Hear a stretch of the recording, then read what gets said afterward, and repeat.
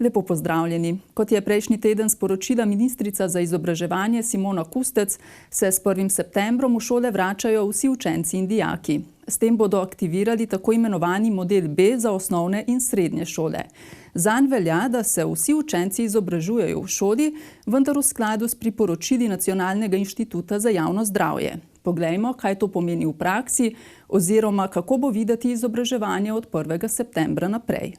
Vse osnovne in srednje šole bodo s 1. septembrom aktivirane po tako imenovanem modelu B, ki upošteva določene omejitve, in sicer morajo šole zagotoviti pouk tako, da v največji možni meri preprečuje srečevanje različnih skupin učencev. Vzdrževanje medsebojne razdalje torej ostaja priporočilo, ki mu bodo šole sledile tudi v bodoče. Prav tako redno razkuževanje rok in skrb za higieno kašlja. V razredu učencem ni potrebno nositi mask, tudi mlajši ne. Učenci samo 8. in 9. nosijo maske in to na hodnikih, jedilnici, pač v teh nekih skupnih prostorih. Medtem ko učitelji povsod v skupnih prostorih, razen v razredu, če tam pač lahko zagotavljajo to razdaljo 1,5 metra. Na šoli so prav tako uredili talne označbe z začrtano smerjo gibanja, da bi med učenci čim manjkrat prihajalo do tesnejših stikov.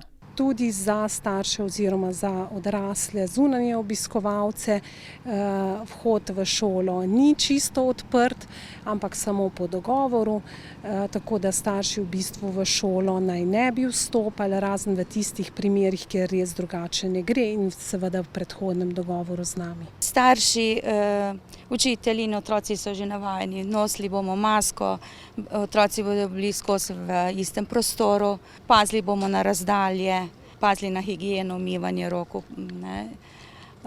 tudi za zunanje obiskovalce seveda to velja, ki jih bo čim manj v samo zgradbo, tako da bomo poskušali res zagotoviti vse te ukrepe, ki jih moramo, da jih bomo izvajali. Na vprašanje, ali sta na šolah pričakovali tako imenovani model B, ki je stopil v veljavo, ravnateljici odgovarjata pritrdilno. V Leskovški šoli bodo zaradi tega sicer imeli nekaj težav s samimi prostori. Ker smo zelo omejeni že, nas je zelo veliko, 34 oddelkov v bistvu imamo, s podružnično šolo Vred, tako da 622 učencev tukaj, kar je iz leta v leto več. Tako da bomo morali striktno upoštevati te ukrepe in priporočila in seveda naš protokol, ki ga bomo izdelali. Te odločitve ministrstva so na šolah veseli, saj bodo pravzaprav nadaljevali tam, kjer so junija končali. Ker je vseeno drugače. Če je v živo pouk v zgradbi, kot pa to nadaljavo, ker nimamo tistega pristnega stika res z učenci. Tako, priprave so v polnem teku, vsi učitelji so že tukaj, tako da tudi prvo konferenco smo že imeli prejšnji teden, kjer so učitelji dobili navodila, tako da na polno se pripravljamo. Šolski kompleks v Artičah je v času šolskih počitnic prizorišče največje investicije občine Brežice v letošnjem letu. Na 2 gradbiščih se izvajajo 3 projekti v skupni vrednosti 3 milijonov evrov. Hkrati potekajo dela gradnje novega vrtca, urejanje kotlovnice za celoten šolski kompleks in celovita energetska obnova telovadnice. Gradnja vrtca pri osnovni šoli Artiče se je začela junija in bo potekala do novembra 2021. Nov 5-oddelčni vrtec se gradi kot samostojni prizidek južno od obstoječega šolskega kompleksa in bo tlorisno razgiban objekt z igralnicami v pritličju. Z vrtcem bomo dobili nove prostore, nove pogoje dela in tega se res že veselimo, ker smo bili v prostorski stiski. Tudi en oddelek vrtca smo imeli na drugi lokaciji. Zdaj bomo pa končno vsi pod eno streho in za primernimi pogoji, tisto, kar pač sodi, da se otrok lahko lepo in optimalno razvija po svojih zmožnostih. Poleg tega potekata še urejanje kotlovnice za celotni šolski kompleks in celovita energetska obnova telovadnice. Ta energetska sanacija telovadnice naj bi bila končana do 1. septembra. Tako da komaj čakamo, da začnejo pospravljati, ker zdaj pa že se hitro bliža 1. september. Gradbišči je obiskal tudi župan občine Brežice Ivan Molan, ki je dejal, da različni izvajalci usklajeno sodelujejo, dela pa potekajo kot načrtovano. Prav tako je v Artičah zelo malo prostora, glede na to, da je to v središču ob sami cerkvi, ob šoli in ostali stvari. Zato je tudi naša želja, da se energetska sanacija in pa kotlovnica konča čim prej. Jaz upam že pred začetkom šolskega leta, da potem med samim šolskim letom se bi izvajala samo še investicija vrtca in bo tudi vse, kar je bilo načrtovano, dokončano v rednem roku. Povedali so mi tudi sami izvajalci, da kljub temu, da je bilo nekaj težav zaradi korona sistema, da bojo vsa dela v letošnjem letu narejena v roku. Ravnateljica se ob tem zaveda, da bo gradnja vrtca, ki bo predvidoma potekala še dobro leto, vplivala na delo in bivanje v šoli oziroma vrtcu. Tako da 1. septembra, ko se vrnejo naši učenci in vsi pridejo, zaenkrat vemo, da se vsi vrnejo v šolske klopi, bo pouk, sigurno gradnja bo za pouk moteča, vendar bomo se nekako prilagodili. Po drugi strani bo pa tudi zanimiva. Vidimo žerjave, vidimo stroje in tako naprej, pa mogoče se bomo tudi iz tega kaj naučili. Vrednost vseh 3 investicij, ki se izvajajo na 2 gradbiščih, je 3 milijone evrov. Potem, ko so lani končali z ureditvijo komunalne infrastrukture v naseljih Gorice in Jelša, bodo zdaj uredili še del krajevne skupnosti Veliki Podlog na drugi strani glavne ceste Krško-Križaj. V okviru naložbe je predvidena izgradnja kanalizacijskega sistema v naselju Veliki Podlog v skupni dolžini 2068 metrov. Kot vidite, za nami že potekajo kar pospešena dela. Sredine julija se je pričela, isto bo v več fazah, in sicer v prvi fazi sedaj izgradnja fekalne kanalizacije in potem v naslednji fazi tudi vsa ostala infrastruktura. Ob tem namreč predvidevajo tudi izgradnjo novega omrežja cestne razsvetljave, obnovo vodovoda ter izgradnjo novega širokopasovnega omrežja. Vse omenjene ureditve bodo povečale prometno varnost za vse udeležence v cestnem prometu in prav tako izboljšale kakovost življenja na urejenem območju. Ta celoten sistem obsega približno 10 odsekov, potem 2 črpališči in še nekaj drugih elementov. Namreč treba je vedeti, da gre za ravninski del in da je ta kanalizacijski sistem nekoliko bolj zahteven ravno zaradi prečrpavanja in ostalih elementov, da lahko pravzaprav vodo spravimo tam, kamor sodi. Vrednost naložbe, ki naj bi se zaključila v letu 2022, znaša 1,6 milijona evrov. Financirale naj bi v 3 letih, se pravi letošnje leto, naslednje in potem še eno naprej. Sama izvedba pa bo deloma v letošnjem, deloma pa naslednjem letu. V nadaljevanju sledi ureditev komunalne infrastrukture še v preostalih vaseh v krajevni skupnosti Veliki Podlog. Potrebno je urediti še kanalizacijski sistem v Gržeči vasi Mali Podlog in pa v vaseh proti reki Krki, tako da bo na tem območju še kar nekaj dela, preden bomo dokončali celoten sistem. Jaz upam, da bomo vsake 2 leti uspeli narediti eno vas, tako da potem nekje v 4-6 letih zaključimo kompletno krajevno skupnost, ki bo potem urejena, varna. Krajevno skupnost Veliki Podlog kmalu čaka še ena večja naložba, in sicer izgradnja nove podružnične šole z vrtcem. Projekt je že precej daleč in sicer narejena že komplet projektna dokumentacija, pridobljeno gradbeno dovoljenje. Seveda je potrebno sedaj narediti še projekt za izvedbo in pa seveda izbrati izvajalca. Trenutno smo v postopku izbire izvajalca gradbeno-vrtniških del. Računam, da bo to kmalu narejeno. To je naš že dolgoletni projekt, želja. Tako da tudi tukaj se sedaj pospešeno dogaja, tako da upam, da se bodo po predvidevanjih, ko najdemo še finančno konstrukcijo, da pač občina zapre finančno konstrukcijo, da začnejo tudi izgradnjo tega objekta, ki ga pa seveda vsi težko pričakujemo. Nekoliko zaradi teh težav s covidom se pravzaprav tudi povzroča težava glede financiranja, namreč prvotno smo računali, da bo kar en zajeten del bil financiran preko enega razpisa, ki ga je Ministrstvo za šolstvo razpisalo, žal pa je ta razpis potem padel v vodo, ravno z argumentacijo, da je krivda pač tudi v tej situaciji z virusom. Tako da je sedaj na proračunskih postavkah približno 1,9 milijona evrov, tako da bomo potem ta projekt izvajali nekako tako, da to vse skupaj zapremo. Skratka, projekt gre v izvedbo in naj bi se začel za izvedbo že letošnjem letu.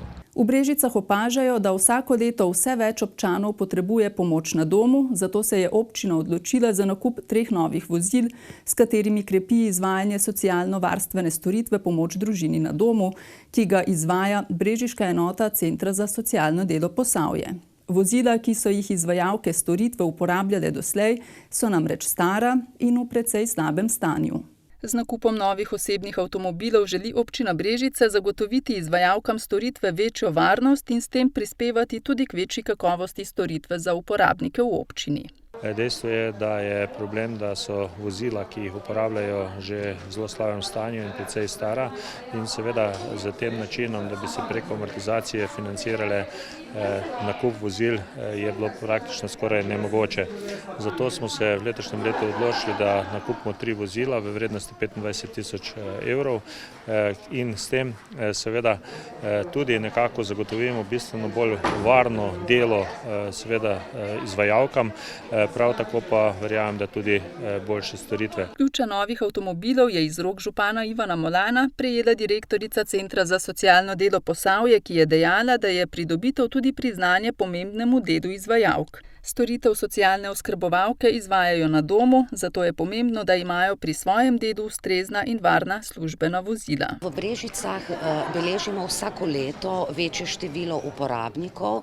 Samo v lanskem letu 2019 je bilo vseh uporabnikov 117, trenutno jih oskrbujemo okrog 80. Število oskrbovalk pa imamo trenutno 9.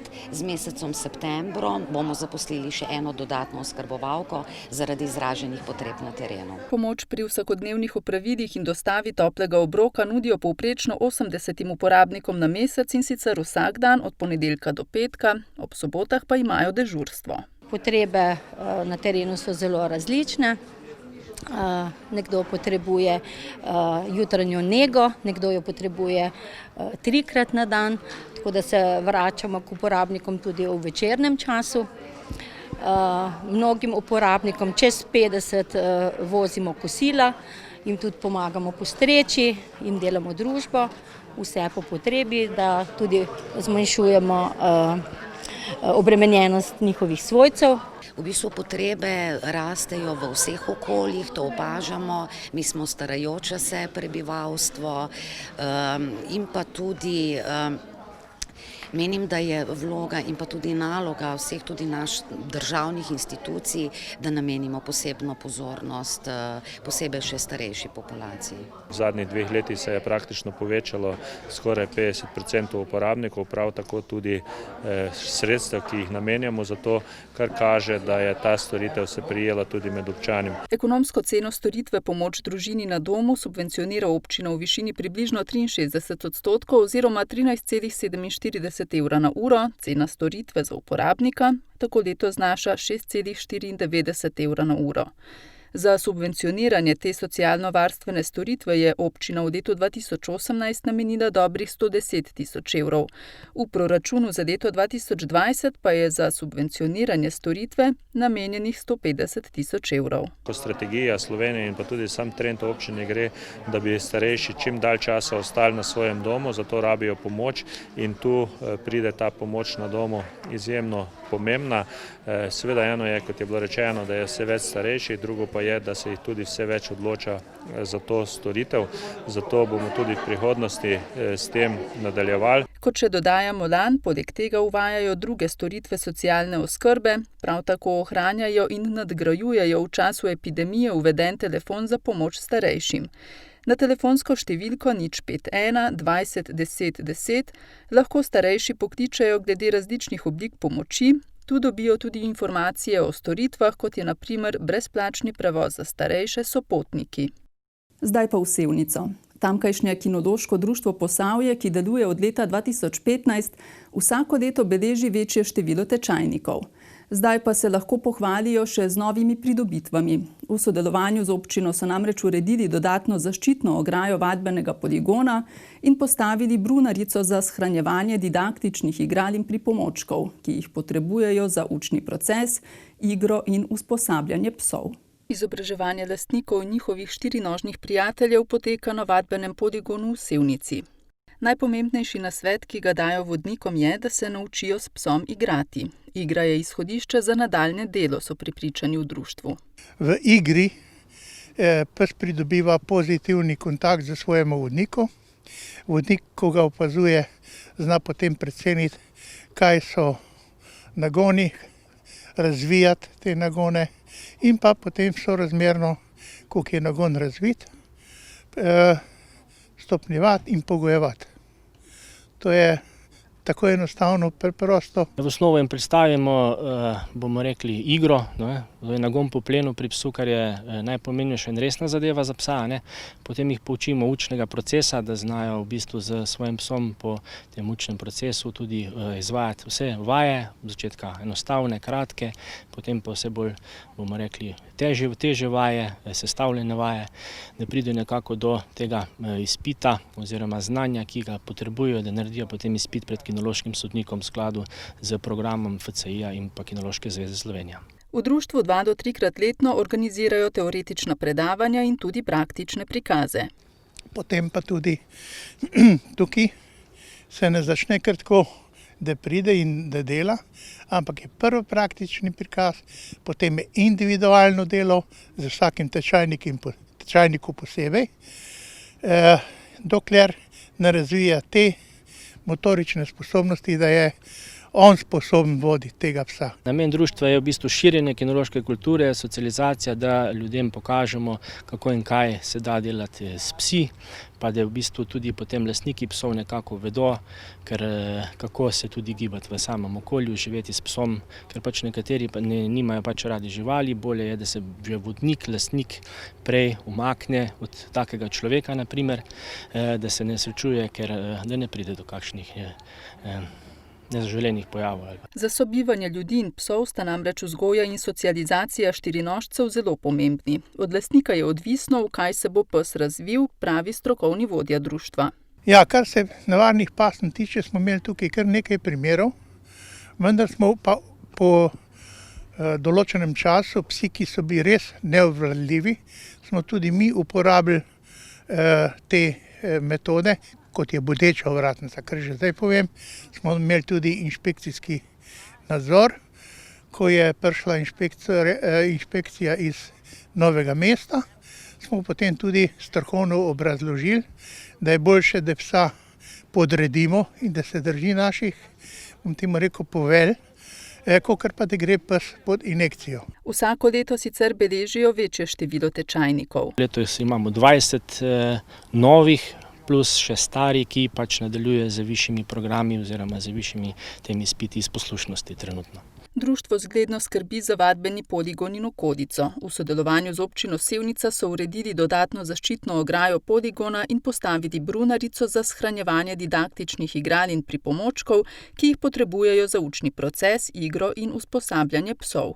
Občina je omogočila tudi vse te naprave, ki so tu, omogočila nam je oziroma pomagala pri sami postavitvi ograje finančno, tako da bom rekel, na tem mestu se še enkrat zahvaljujem občini, pa tudi samemu gospodu županu, gospodu Cvirku.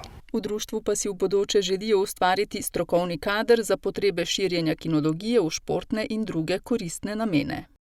V Mestnem muzeju Krško je na ogled začasna razstava Otroški portreti, 4. iz cikla Pogled v Štovičkov depo. Pogled v Štovičkov depo je koncept razstav, ki je bil zasnovan leta 2015 in s katerim nenehno aktualizirajo Štovičkova dela, ki sicer niso na ogled. Vsako leto odberejo od 10 do 30 del, ki tvorijo tematsko celoto in so konzervatorsko-restauratorsko obdelana. Letos so se posvetili otroškim portretom. Sicer jih na razstavi niso vsi razstavljeni, ker jih je kar precejšnje število. Odbrani so pač kronološko, nekako glede na prostor tudi, da so nekako prezentirani recimo od začetka nastajanja, se pravi skozi Štovičkova vsa plodna ustvarjalna leta, od leta 1914 pa do leta 1982.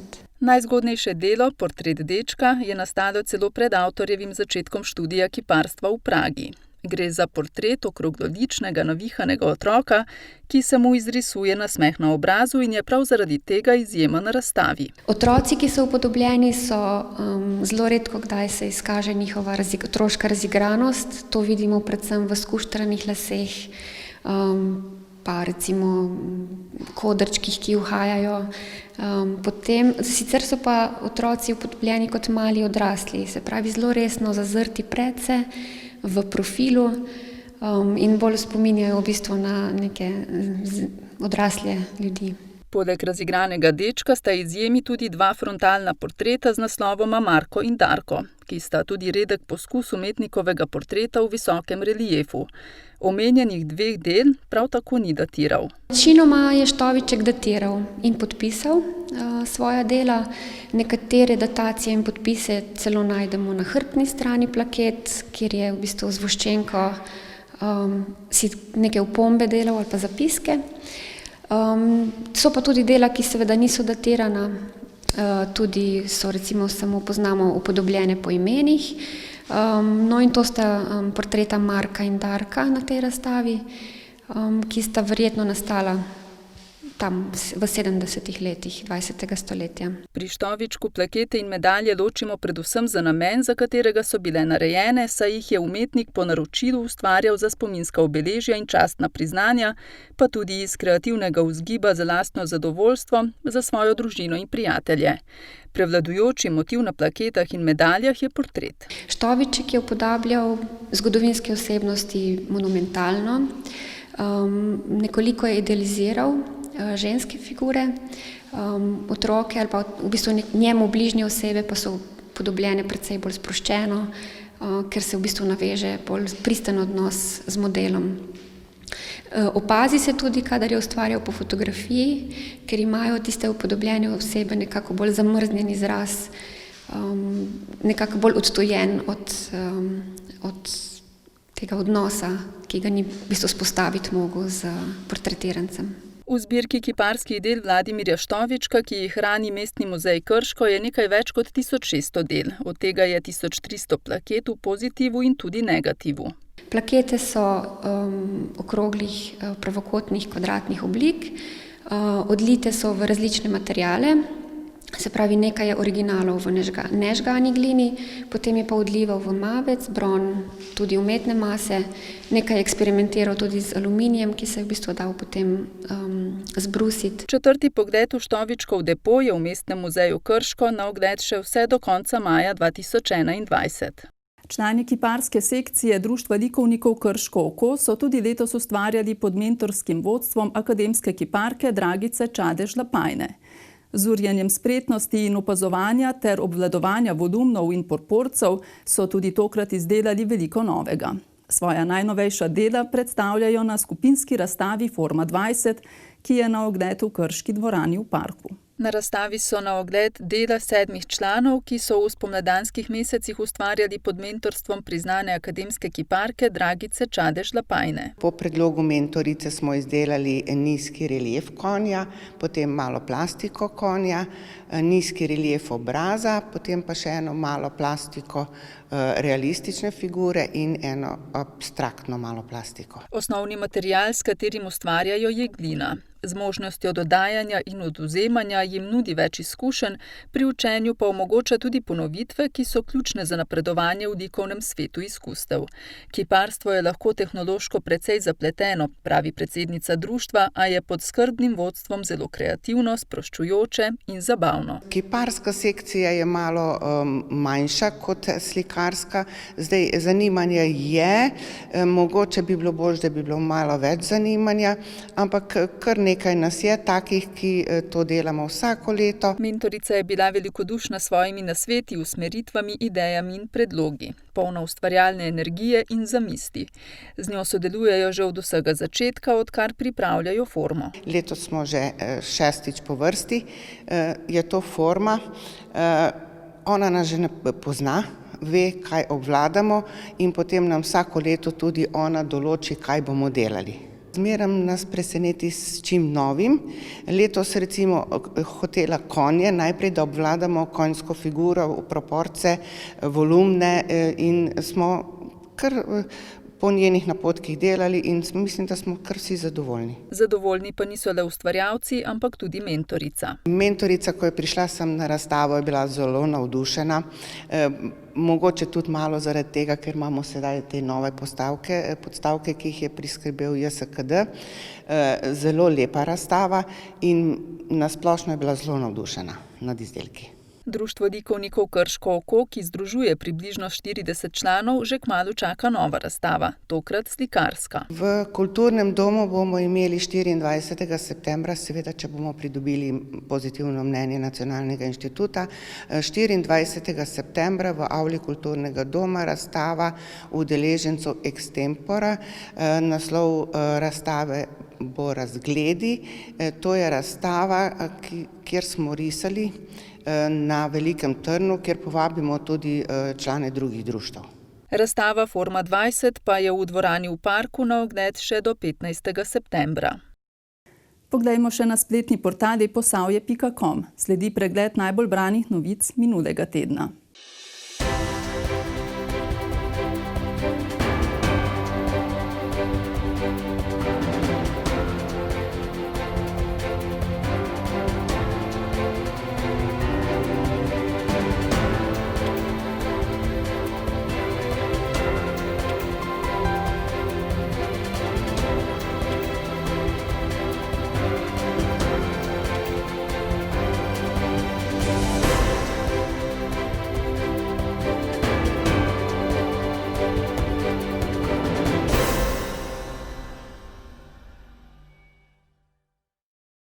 Spoštovani gledalci in gledalke, spremljali ste Posavski tednik. Hvala za pozornost in nasvidenje.